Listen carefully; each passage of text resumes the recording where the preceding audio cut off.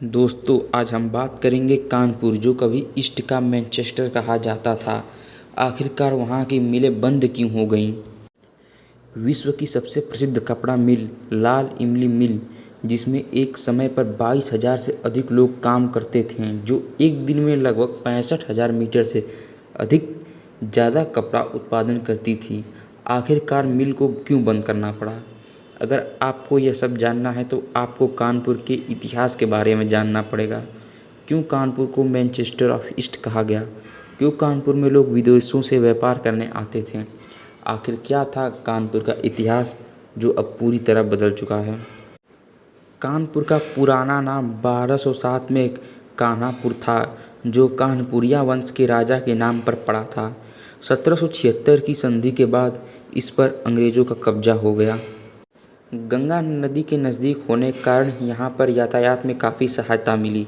1832 में grand trunk सड़क से इलाहाबाद तथा 1864 में लखनऊ, कालपी आदि शहरों को सड़कों द्वारा जोड़ा गया तथा 1850 में कानपुर रेलवे स्टेशन बनाया गया।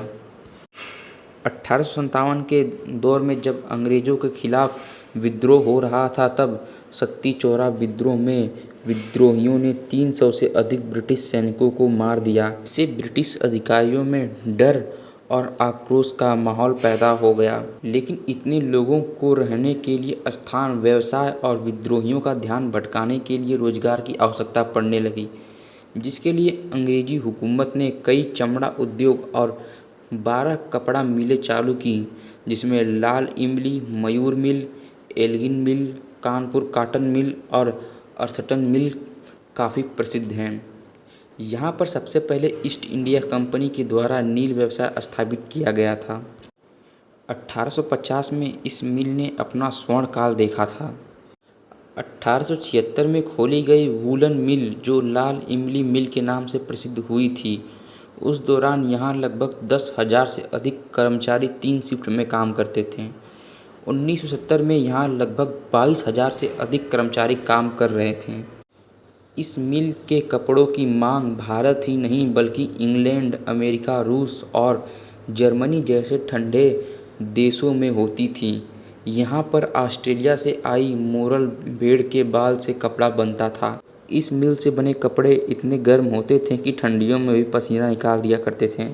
1977 के बाद इस मिल की आर्थिक हालत खराब होना शुरू हो गई।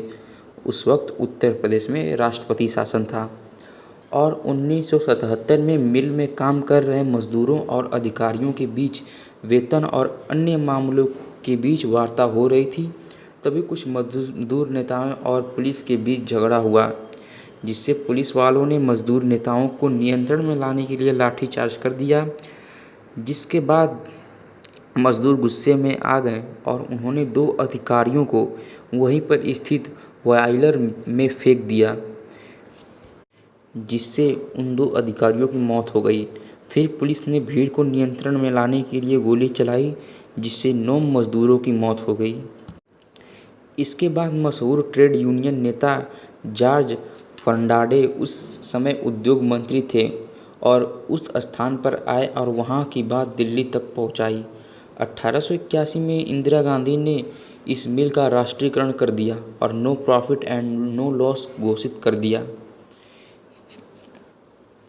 जिसके बाद यहाँ के कपड़े इतने सस्ते हो गए थे कि एक मजदूर भी उन कपड़ों को खरीद सकता था। 1990 में उत्पादन बहुत तेज़ी से घटने लगा और 1992 में इस मिल को बीमार मिल घोषित कर दिया गया। 2003 आते आते इस मिल की हालत बहुत ख़राब हो चुकी थी।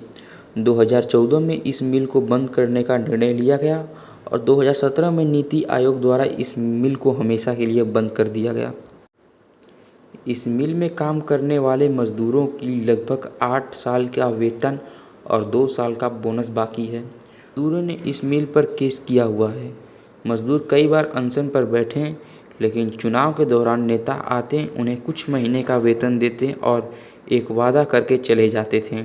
कई बार अनशन तेज करने के बाद कुछ नेताओं ने संसद में यह बात उठाई थी, लेकिन कोई निष्कर्ष न निकल पाया। देखा जाए तो इस मिल के बंद होने के कई कारण हैं, जिसमें मुख्यतः कच्चे माल की कमी, केंद्र की गलत नीतियाँ, इंदिरा गांधी का मिल का राष्ट्रीयकरण, मजदूर नेताओं का अपनी पॉलिटिक्स, समय पर मिल को बचाने की कोई कोशिश ना करना।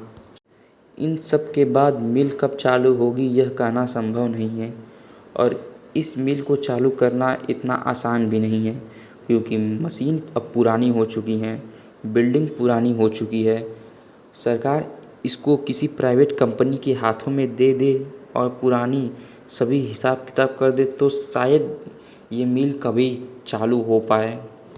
दोस्तों, अगर आपको कोई भी डाउट होता है तो आप कमेंट ज़रूर करें।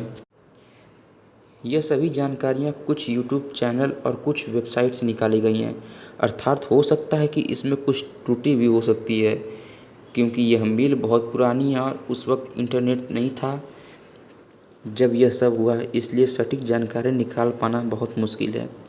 इसमें कुछ मजदूर नेताओं और कुछ नेताओं का भी नाम है, किंतु उनकी सही जानकारी ना होने के कारण मैंने उन्हें इस वीडियो में मेंशन नहीं किया है।